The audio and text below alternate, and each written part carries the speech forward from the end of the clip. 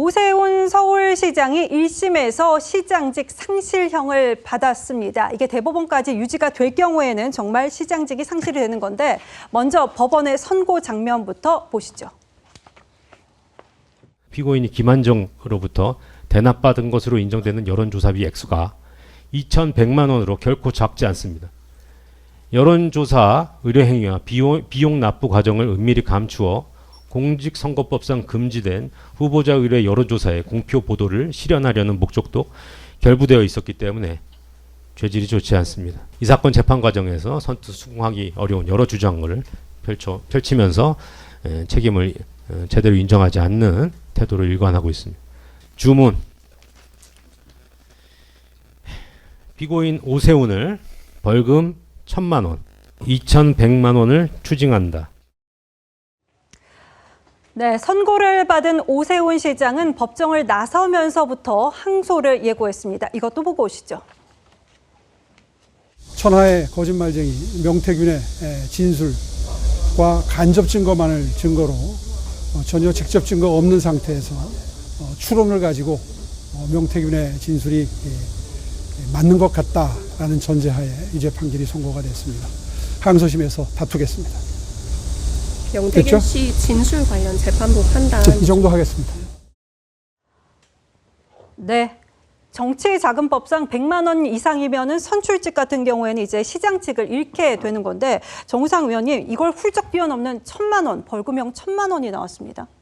예, 이 현재 선거법은 벌금 100만 원 이상의 형이 확정될 경우에 그 의원직이나 시장직을 상실하는 것으로 돼 있습니다. 이렇게 엄격하게 선거법이 규정된 것은 2003년도죠. 이른바 오세훈법으로 얘기되는 정치 관련된 법들을 오세훈 시장이 당시 초선 의원 때 개정을 했기 때문입니다. 그때 정치자금과 정치자금법을 위반했을 때의 벌칙을 엄격하게 하는 그런 그 내용이었는데 아이러니하게도 이 법에 걸려서 오세훈 시장이 이번에 1심에서 이 시장직 상실형을 받았다는 건 상당히 의미심장한 그 부분인 것 같습니다. 네, 그러니까는 참 공교로운 것 같습니다. 선출직이 벌금형을 선고받으면은 피선거권, 그러니까 선거에 나가지 못하는 권리를 박탈하는 것이 이 법안을 오세훈 시장이 초선이었던 2004년에 오세훈 시장이 이 법안을 발의를 했었더라고요.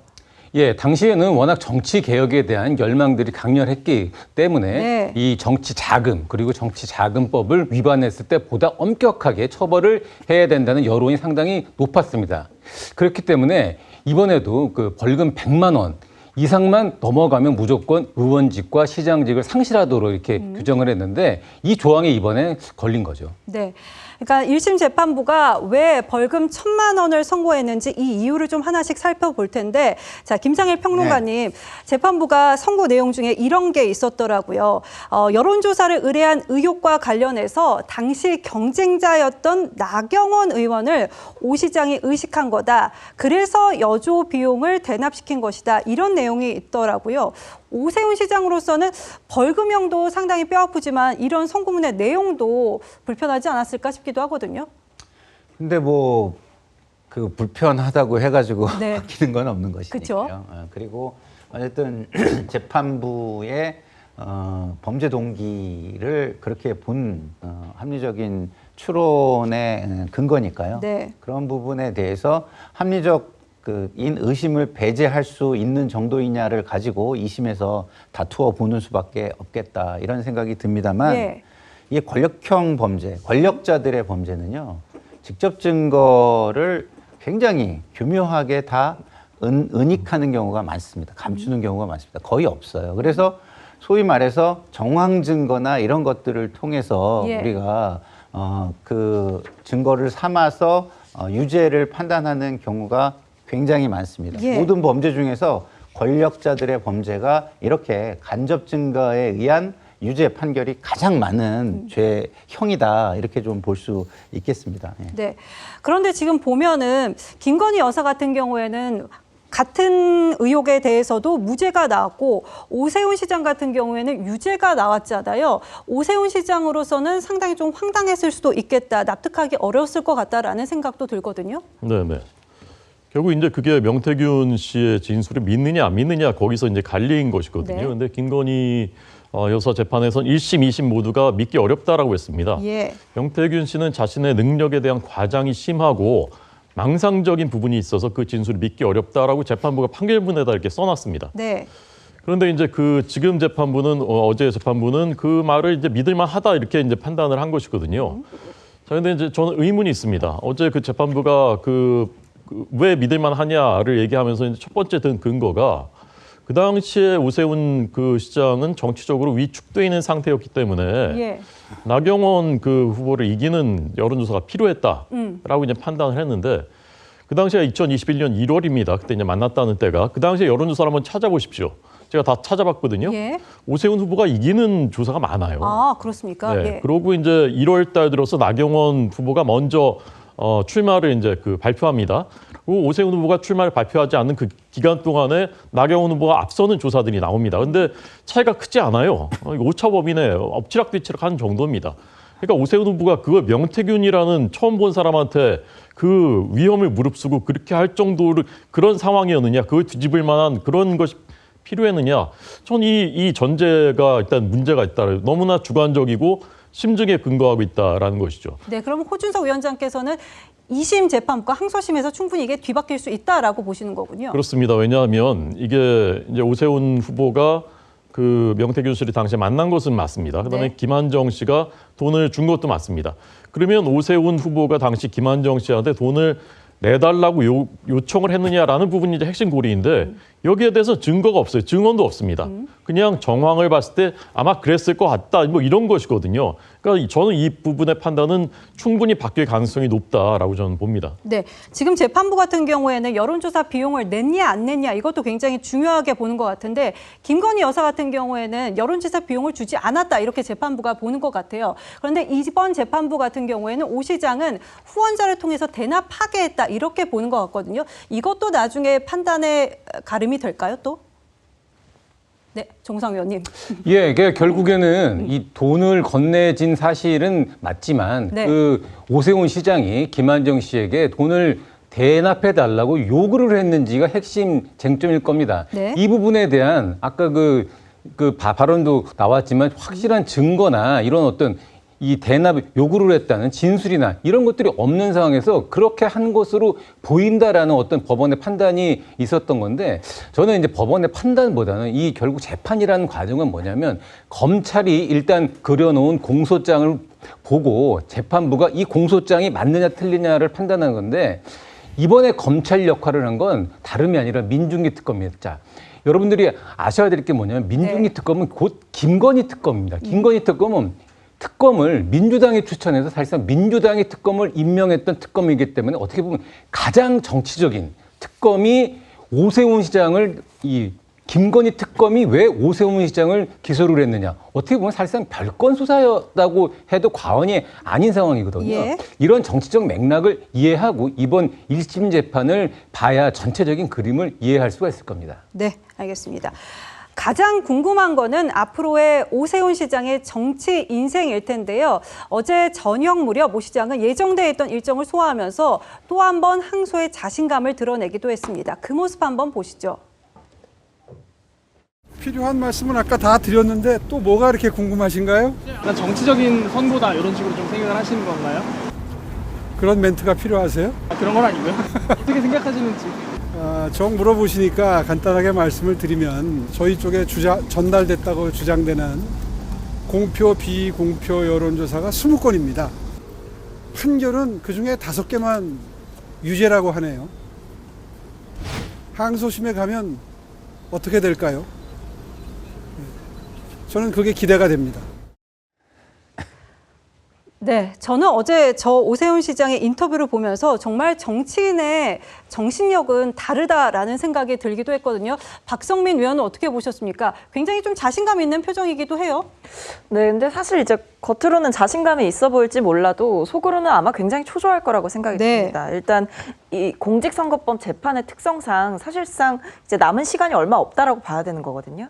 그러니까 최종적인 판단이 나오기까지 불과 6개월 정도 남았다. 뭐 조금 늘어질 수는 있다라고 하더라도 그게 과연 장기간 갈까? 왜냐하면 이미 1차 이번 판결에서 1심 판결에서 법원이 굉장히 상세하게 왜 이 여론조사에 대해서 오세훈 시장이 알고 있었는지, 오세훈 시장과 강철원 전 부시장과 명태균 씨 그리고 후원자인 김모 씨의 관계가 어떠했는지에 대해서 굉장히 상세하게 법원은 한 건 한 건 다 판단을 했기 때문에 이 부분에 대해서 사실공방이나 다시 제대로 된 어떤 증거를 찾아서 따져봐야 되는 경우라면 모를까. 지금 같은 상황은 결국 오세훈 시장 측에서는 명태균 씨 말을 믿을 수 없다. 그리고 직접 증거가 없다라고 아마 계속 응수를 할 것이고, 그러나 1심 재판부가 판단을 했듯이 건별로 사실상 재판부가 다 판단을 했기 때문에 지금 상황에서 추가적인 어떤 사실관계를 확인해야 되는 공방은 없어 보인다. 그렇기 때문에 2심이라든지 3심이라든지 결과적으로 좀 빠르게 진행이 될 가능성이 높아 보인다. 그렇다고 한다면 오세훈 시장의 운명이 결국에는 뭐 1심 그대로 갈지 좀 두고 봐야겠습니다만 어쨌든 이대로 간다라고 한다면 이 직을 상실하기까지 얼마 시간이 남지 않은 겁니다. 그렇다고 한다면 오세훈 시장이 할 수 있는 것은 자신감 있는 모습을 보여주고 명태균 씨의 말은 믿을 수 없다라고 얘기하는 것 외에는 사실 오세훈 시장이 할 수 있는 선택할 수 있는 선택지는 제가 봤을 때 없어 보입니다. 네, 그러니까 지금도 말씀을 해주셨는데 겉으로는 굉장히 자신감 있는 표현이지만은 속은 아마 타들어갈 것이라는 의견을 주셨는데 저희가 일정 중에 어떤 표정을 짓고 있는지 중간중간 한번 찾아봤더니 공허하게 조금 하늘을 보는 그런 모습도 있고 하더라고요. 그 모습을 한번 보여주시겠습니까? 오세훈 시장이 일정에 가서 조금 소위 저희가 일반적으로 말하자면 좀 멍을 때린다고 하나요? 그런 표정을 짓고 있는 모습도 좀 볼 수가 있었는데 김상일 평론가님은 어떻게 보셨습니까? 글쎄요, 아무래도 신경이 쓰이겠죠. 본인에게는 뭐 최대의 위기라고 할 수 있는 부분이 있는데 그것에 무심할 수 있다면 뭐 사람이 아니라 부처님 정도 내지는 아주 고승 정도가 돼야 되지 않을까 싶으니까요. 뭐 저런 모습을 보이는 게 뭐 저는 뭐 지극히 당연하다 이렇게 보이고요.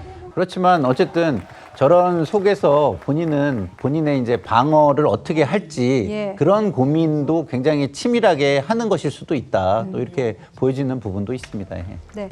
앞서서 박성민 위원도 말씀을 하셨는데 633 원칙에 따라서 민주당의 시나리오대로라면은 내년에 서울시장 재선거도 가능하다 이런 얘기가 나오는데 그런데 위원님 저희가 따지자면 이게 재판을 빨리 하라는 건 훈시 규정일 뿐이잖아요. 그렇기 때문에 법원이 어겨도 그만인 것이고 이게 장기전으로 갈 수 있다는 의견도 있더라고요.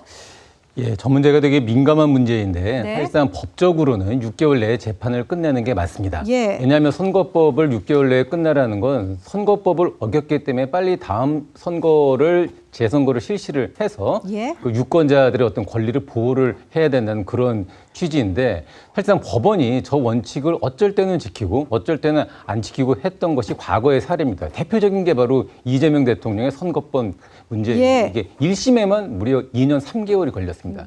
어제 1심 선고가 나온 이후에 민주당과 국민의힘 나온 그 반응들을 보면 야 정말 사람들이 어떻게 저렇게 내로남불일 수가 있나라는 그런 생각이 들 정도였는데 민주당은 빨리빨리 하라는 거 아닙니까? 근데 민주당은 이재명 대통령 선거법 그 재판 때는 최종 판결이 나올 때까지는 예단할 수 없다라고 그렇게 계속 얘기를 했었고 최종 판결을 내리면 안 된다는 입장이었고요. 국민의힘은 빨리빨리 하라라는 입장이었는데 이번엔 또 반대 입장입니다.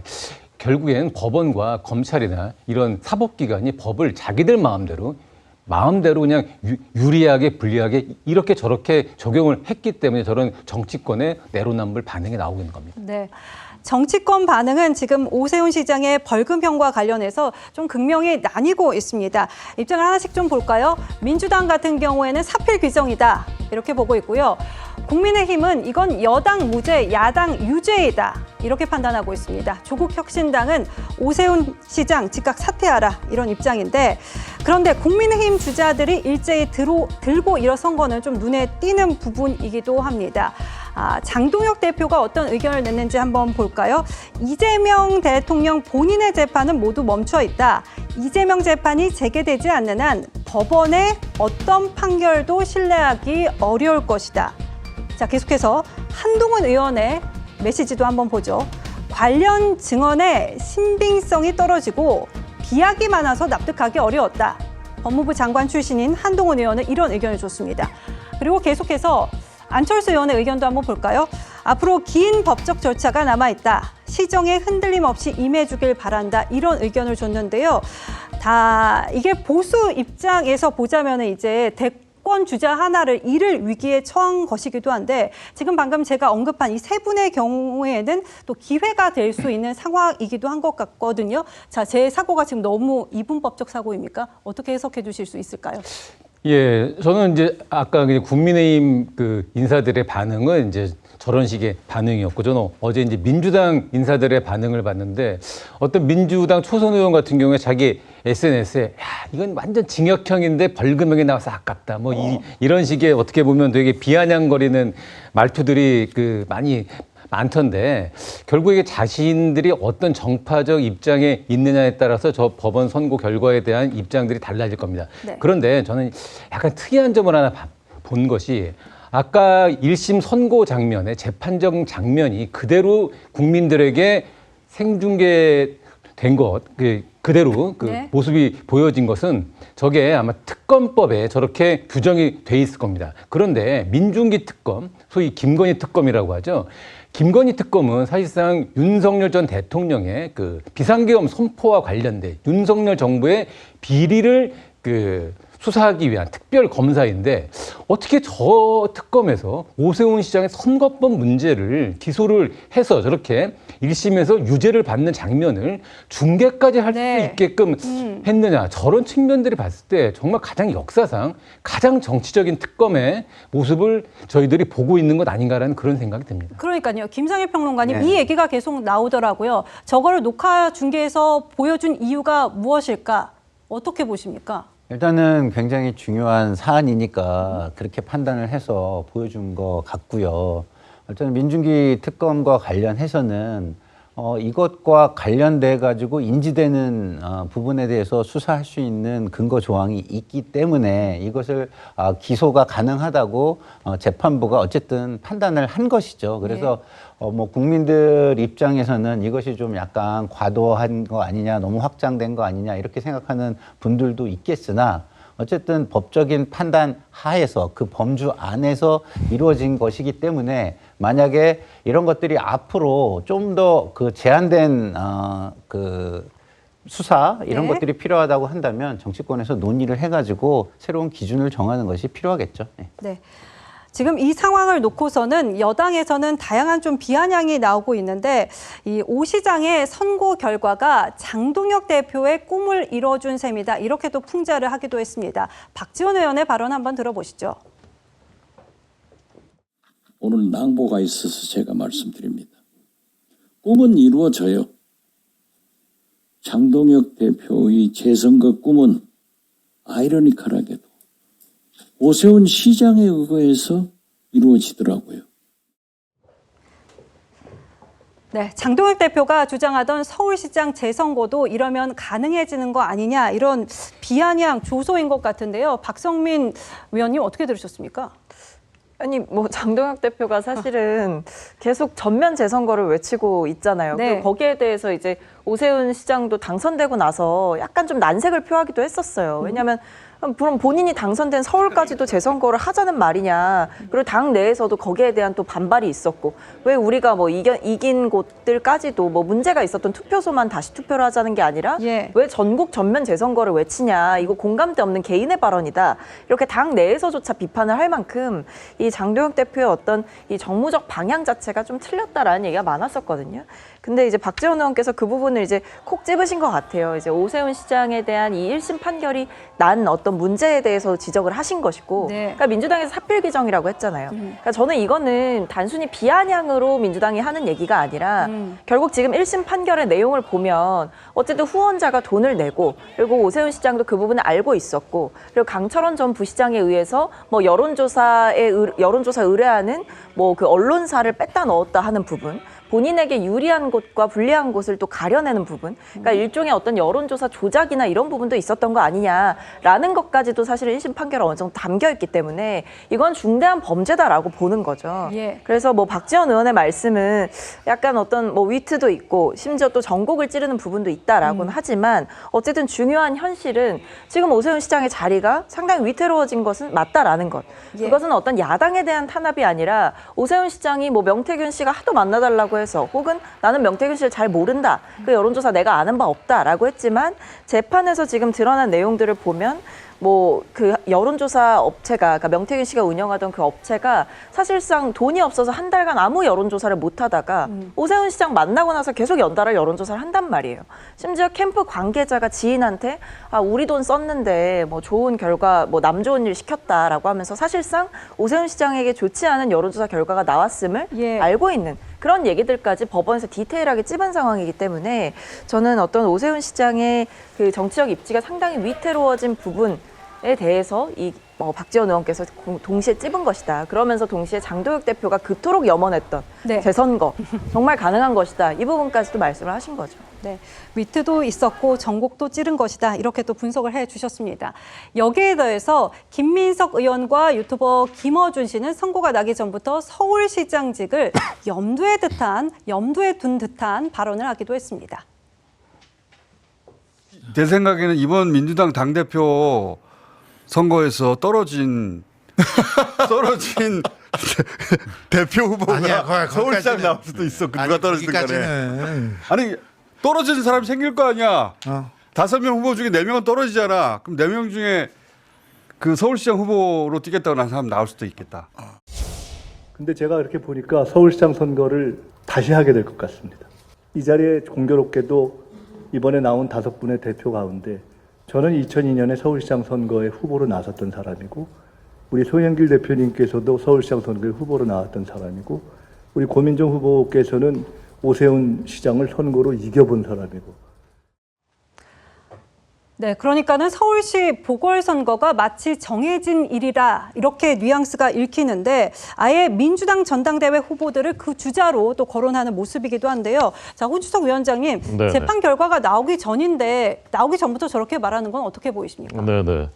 위트도 없고 도의도 없는 거죠. 저런 식으로 해서 되겠습니까? 그리고 저는 제가 보기에는 플랜 B를 생각하시는 분들이 있는 것 같은데 이번에 안 될 것 같으니까 전당대회 때 꿈 깨시라라는 말씀을 드리고 싶고 좀 전에 그 박 의원님께서 이제 여러 가지 그 재판부에서 한 것들 말씀하셨는데 그와 반대되는 그 정황들도 굉장히 많습니다. 예를 들면은 뭐 명태균 씨가 아파트를 하나 나한테 주기로 했다라는 오세훈 시장이 너무나 황당한 얘기들이거든요. 자, 그다음에 그 만남이 있기도 전부터 이미 설문조사 문항이 다 만들어졌었던 사실도 포렌식에서 나왔었고요. 그러니까 김한정 씨 입장에서는 자신이 그 지지하는 오세훈 후보가 당선되는데 좀 도움이 됐으면 좋겠다라는 그런 나름의 선의로 그 여론조사 비용을 내거나 했을 수 있는데 문제는 그것이거든요. 오세훈 시장이 그걸 김한정 씨한테 시켰거나 요청했느냐 그 부분인데 그 부분에 증인도 없고 증거도 없습니다. 아무것도 없는 것이거든요. 그 핵심 고리를 밝혀내지 않으면 이 판결은 2심에서 저는 충분히 뒤집어질 수 있다고 봅니다. 그러니까 부분만 보면 양쪽의 주장이 다 가능하겠죠. 그런데 이제 재판부는 10건의 여론조사 중에 5건이 문제가 있다고 본 것이거든요. 그렇기 때문에 그 중에 5건은 우리 호준석 그 대변인께서 하신 말씀에 해당하는 거는 걸 수 있고 나머지 5건은 박성민 의원께서 말씀하시는 거에 해당하는 걸 수도 있는 거예요. 그렇기 때문에 재판부는 어쨌든 간에 전체적인 것을 보고 이것에 합리적인 의심이 배제될 수 있느냐 없느냐를 가지고 최종 판단을 하는 것이기 때문에 그 판단을 일단은 존중하는 것이 근대국가 시민의 자세다라는 말씀을 드리고요.